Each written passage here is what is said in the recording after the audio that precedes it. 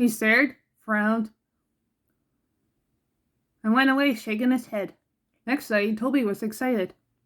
He woke up early and saw the sea sparkling in the distance.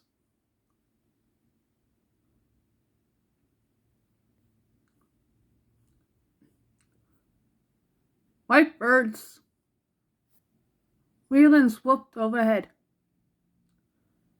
making loud, mooing noises. I wonder what those birds could be, thought Toby. My driver's sure to know.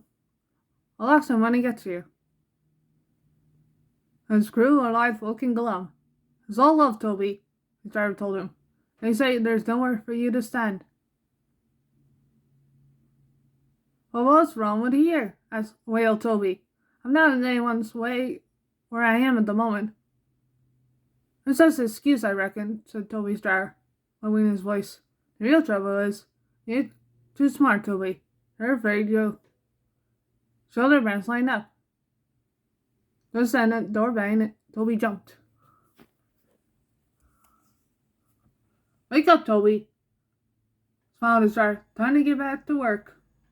Toby sighed as he moved from the shed. Well, I did get to the seaside, he murmured. Even if it wasn't for long. I think the Fat Control would have managed all that festival business much better. Bulstrode.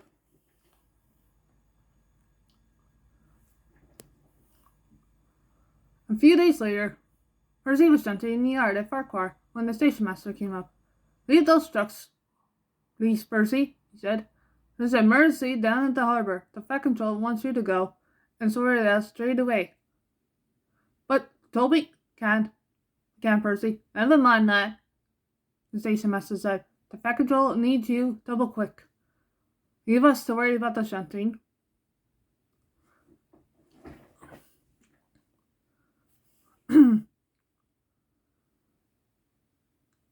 He hurried away to make the arrangements.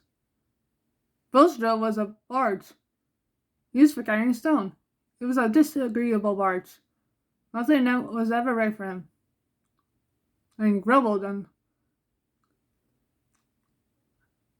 unceasingly.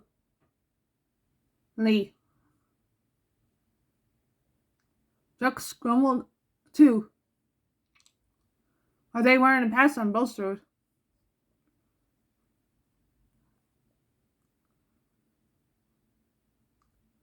Come on, shouted Bulstrode rudely one morning. Why aren't two trucks where you should be? How can I be loaded if you don't about up there?